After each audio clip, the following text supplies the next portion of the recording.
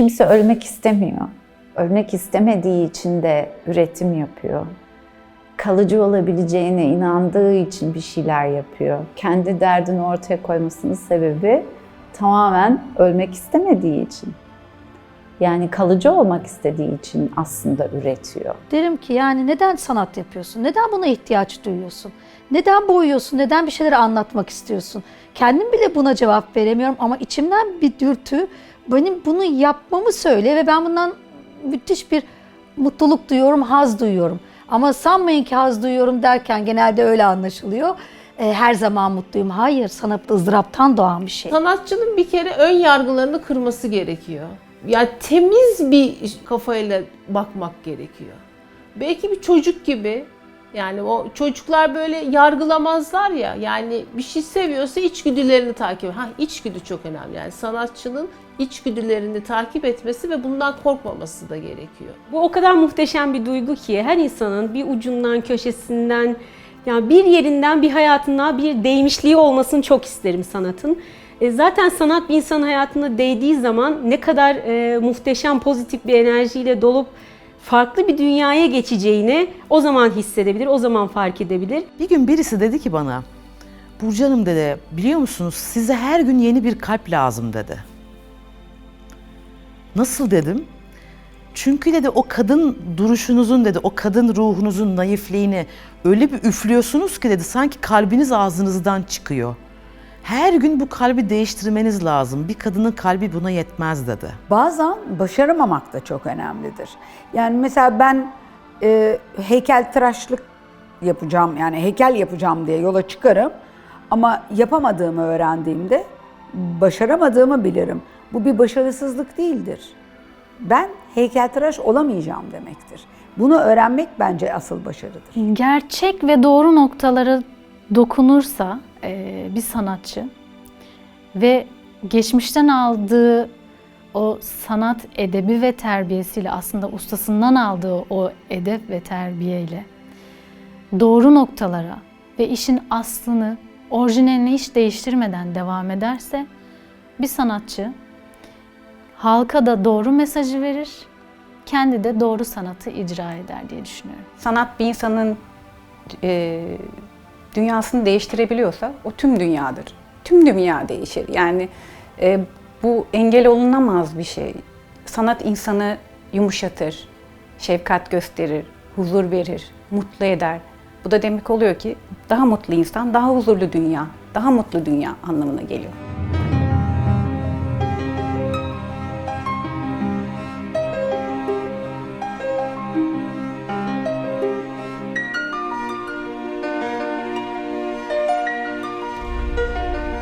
Kadın olmandan tut da işte arkanda kimsenin olmamasını tercih etmene kadar birçok sorunla karşı karşıya kalıyoruz. Sürekli bir kendini ispat, sürekli vallahi ben başarılıyım, vallahi ben işte akıllıyım, vallahi ben zekiyim, vallahi ben yetenekliyim, işte yemin ediyorum çok güzel öğrenciler yetiştiriyorum derken buluyorum kendimi. Bundan artık yoruldum. Bunun hani Türkiye'deki ve dünyadaki hiçbir kadın için, hiçbir sanatçı için bunun olmamasını diliyorum. Çünkü bizler sadece sanatını yaparak ve insanların gönüllerine hizmet ederek mutlu olmayı tercih eden insanlarız. Onunla galiba çok fazla konuşuyorum.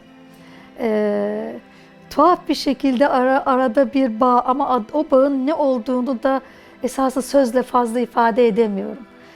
Fakat mesela bazı eserlerimi özellikle düşünüyorum, bunu satın almak istediklerinde verebilir miyim gibi. O beni tabii ki almaları, talep etmeleri çok büyük bir mutluluk, güzel, beğeniliyorsunuz. Kim istemez ki yaptığı işi beğenilmesin. O beğenilme duygusu beni tabii çok mutlu ediyor. Ama bazen diyorum ki bende mi kalmalı acaba, bu bende mi durmalı?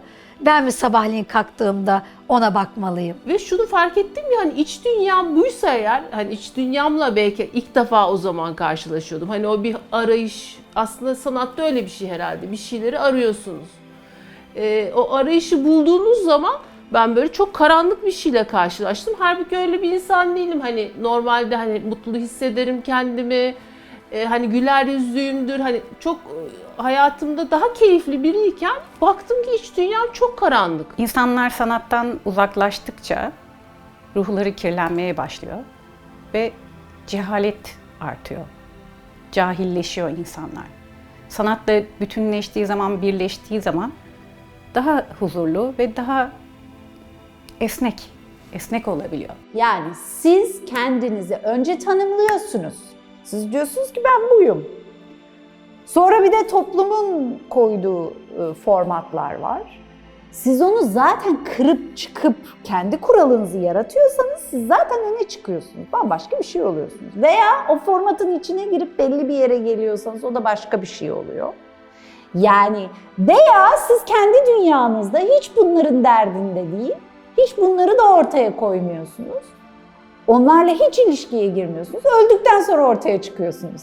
Yani bu üç fazda da siz gene de özgür değilsiniz. Yani en özgürü gene kendi içinde olan ama hani gene de değilsiniz yani. Sanatla derdim insanın içinde hissettiği o küçük noktayı aslında ortaya çıkarmasıdır. Yani sanat benim için budur. Bir kadın sanatçı olarak Gölge Oyun'da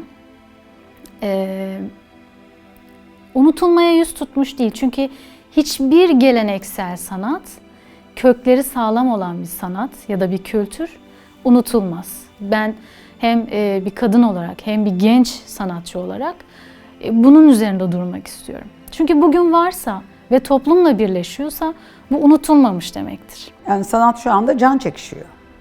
Ölmeyecek. Yani bu da bizim içimizdeki bir umut belki. Hani belki Titanic çalgıcıları umudu. Çünkü adamlar son ana kadar müziği çaldılar, öleceklerini bile bile. Belki benim de şu anda duyduğum hissettiklerim bu. Sanat ölmedi ama şu anda gerçekten bence can çekişiyor. Sanat benim için bir yaratım süreci, üretim süreci ve üretirken kendinizden bir şeyler katmanız. Evet, karşınızda bir figür var. Bununla ilgili bir şeyler, örnekler alıyorsunuz. Fakat mutlaka o üretim sürecinde sizden bir şeyler giriyor bu işin içine. Ve bu muhteşem bir şey ve bence her sanatçının kendine has bir tarzı olması gerektiğine inanıyorum.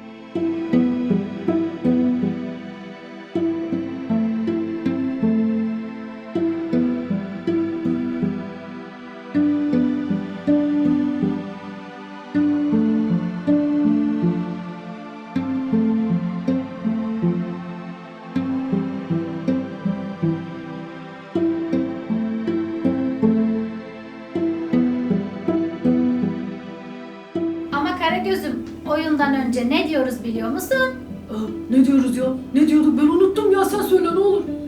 Efendim, her ne kadar suçu lisan ettiysek affola. Gölge Oyun'unda bir kadının dokunuşu gerekiyordu. Çünkü hem görsel olarak hem de toplumdaki aslında kadınları biraz daha gölge oyunu sanatı içine katma çabası olması gerekiyordu. Evet, hayaller erkekti, oynatan ustalar erkekti.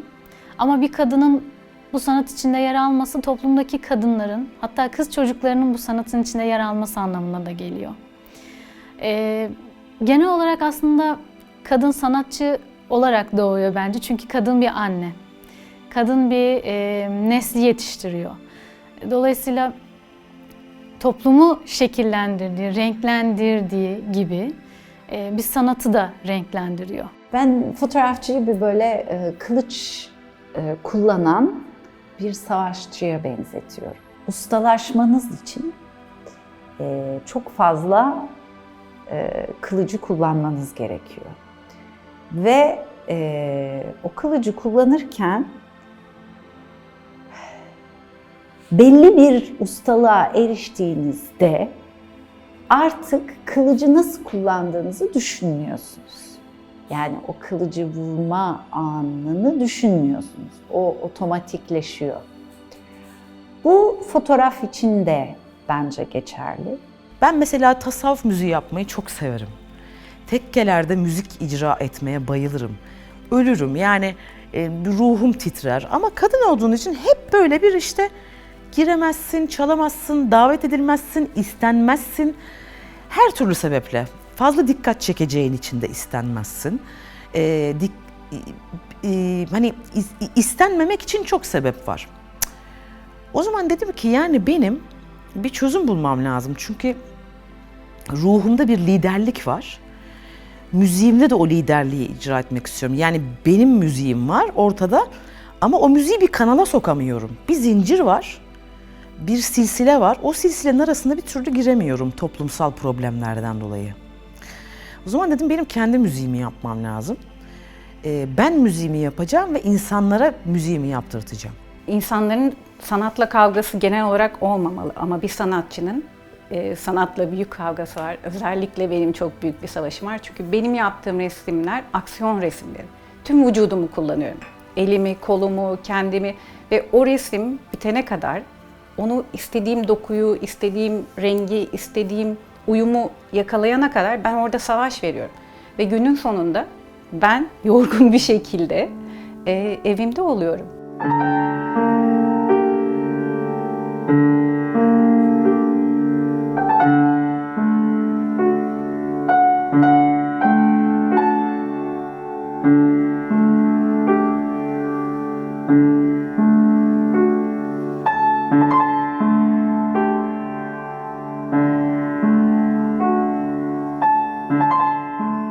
Bugün bir sanatçıya sorulması gereken, belki de çok uzun yıllardır asıl soru şudur.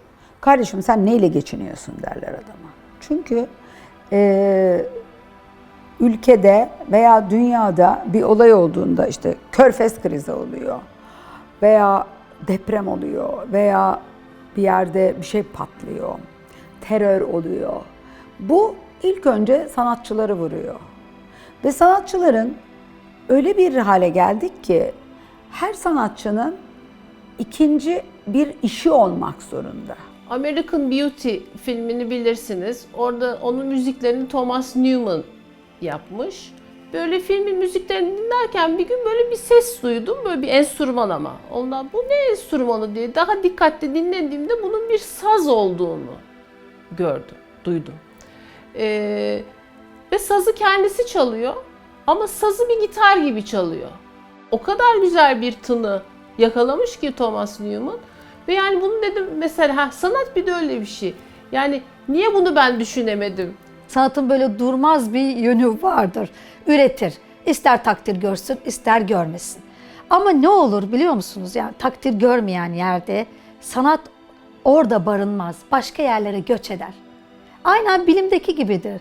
Bu bilimdeki yeteri kadar desteği görmezse bir bilim insanı da dolayısıyla desteği görebilecek yerlerine doğru kayar. Sanat insanı da böyledir. O zaman o taraflara doğru kayar ve gider.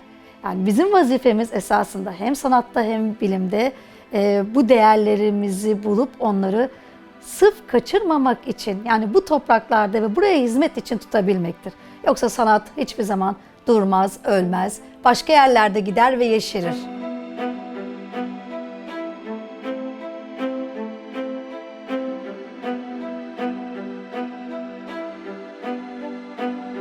Kadınlar onların o başarıların ne kadar zor olduğunu ya da ne kadar zor bir işleri başardığını korkmadan anlatabiliyorlar. Çünkü çok zor bir iş bu. Yani hani ben buradayım ve yapayalnızım ve hani burası benim üretim alanım ve tek başıma çalışıyorum ve yıllardan beri çalışıyorum. Yani bu kolay bir şey değil. Hani bu bir yazar için de öyle. Yani bütün sanat, ressam için de öyle. Sonu yok yani. Bence sanatın sonu da yok yani hiçbir şekilde sınırları da olmayan bir yer olduğu için, yaratım alanı olduğu için insan sürekli yaratıyor ve durduramayacağı bir şey bence. Yaratıcılık önü durdurulamayacak bir şey. Zaten hiçbir şey durağan değildir. Yani sanatın evrim geçirmesi lazım. Belki bu yüzyılın durağı da bu. Hani bundan sonraki yüzyılın durağı ne olacak bilmiyoruz yani. Yapamadığımız zaman, o hayalimizi ortaya dökemediğimiz zaman, real bir şeyler dökemediğimiz zaman ciddi ızdırap olur. O geceleri uyutmaz sizi, gündüz giderken yolda düşündürür sizi, yaptığınızı beğenmezsiniz. veya yeni bir şey yaparken büyük bir risk alırsınız. Siz içinizden çıkanı esasında çok fazla bilmezsiniz. Ne çıkacağını da bilmezsiniz. Bazen yaptığım vakit bu mu? Şimdi benden bu nasıl çıktı diye kendi kendime baktığım işlerim olmuştur. Yani ben bunu nasıl düşünebildim diye. Dolayısıyla kontrol bizdeymiş gibi ama zaman zaman bizde değilmiş gibi bir şeyle karşı karşıyayız sanatta. Benim meselem renkler. Renklerle. Benim başka meselem yok. Bir şey benzesin, biri beğensin. Tabii ki beğensin onu istersin ama asıl derdim benim o değil. Renklerle benim aramdaki iletişimim. Resim yaptığım zaman hepsi birbiriyle uyumlu olmalı ve sonucunda o yaptığım resmin plastik bir değeri de olması gerekiyor. Bugüne kadar aldığım eğitimlerin sonucunda o plastik değeri yakaladığım zaman ben mutlu oluyorum o resimde. Hani insanın bir de bilmediği bir taraf var. O tarafıyla etkileşimli oluyorsunuz sanatta üretirken. Hani belki dert dediğimiz şey de bu. Hani bu illa negatif bir şey olması da gerekmiyor. Evrensel olarak düşünecek olursak herkes aynı şeyi söylediği ve düşündüğü zaman zaten sanat ölmüş demektir. Kim karar verebilir ki zanaatkarların sanatçılardan daha az değerli olduğuna? Böyle bir dünya yok. Buna kimse karar veremez. Kimsenin haddi değil yani. Herkesin kendi sanatı, kendi zanaatı kendine aittir. Onların alıcılarına aittir.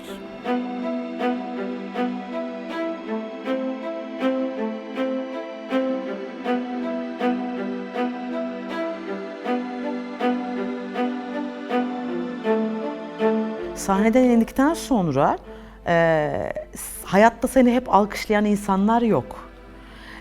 O frekansta kalman mümkün değil. Çünkü çocuğun var, eşin var, kavga ediyorsun, sahnede alkışlanıyorsun ama evde azar işitiyorsun belki. Dolayısıyla o frekanslar arasındaki dengeyi kurmak çok zor. Yani kendini yukarı çıkartıp aşağıda sağlıklı bir şekilde indirebiliyor olman lazım. Sanat evrim geçirmeli. Çünkü eğer geçmişte kalırsa unutulabilir. Ya da bugünün insanı geçmişin dilinden anlamayabilir. Buna en basit örnek gölge oyunu sanatının metinlerinden verebilirim.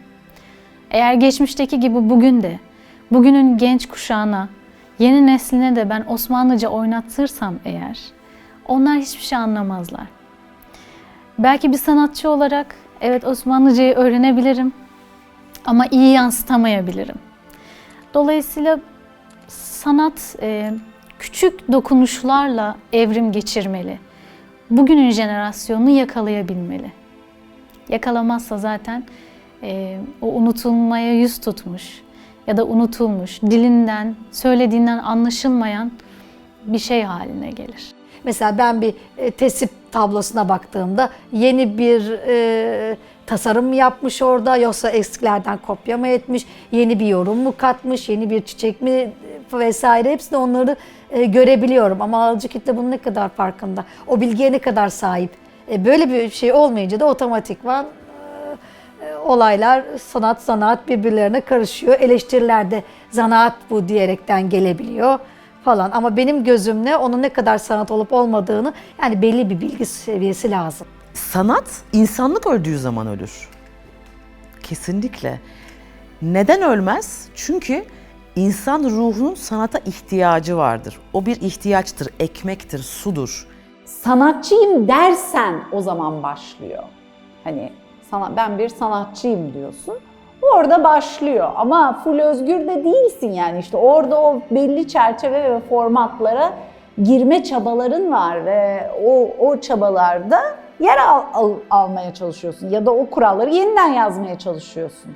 Yani gene bir full hürriyetin yok yani bir formatın içine girmeye çaban var. Benim derdim de hem sanatı yaşatmak hem de unutulmuş vurgusunu yok etmek. Benim derdim bu. Çünkü benim sanatım eğer unutulmuş adıyla anılırsa o zaten unutulur. Ama ben unutturmamak çabasındayım. Ya önce tabii ki insanız. Yani ben en önemli şey şu, bir sanatçının genel olarak derdi var. Yani bir derdi var. Ve özellikle hayatla ilgili bir derdi var. Bir sürü sorusu var. bunlarla ilgili cevap arıyor aslında. Ve bu aradığı cevapları da çok değişik medyumlarda bulmaya çalışıyor. Bizim aslında derdimiz dünyayı daha güzel bir yer yapmak, daha da güzelleştirmek, sizleri üzmek değil, mutlu etmek. O yüzden sizler de bizleri üzmeyin, yaralamayın bence. Yaptığımız her işte bir emek olduğunu mutlaka düşünün. Mutlaka kafanızın bir köşesinde bu insan buna bir duygusal bağ bağlamıştır diye bile düşünün. Çünkü her sanatçının mutlaka eseriyle arasında bir duygusal bağ vardır. Kesinlikle o sıradan bir materyal değildir. Ona harcamış olduğumuz küçücük bir fırça darbesi bile bizim hayatımızda bambaşka bir serüvene gitmemize yol açabiliyor. O yüzden o duygularımızı hiçe saymayın. Bizi lütfen görmezden gelmeyin bu konuda.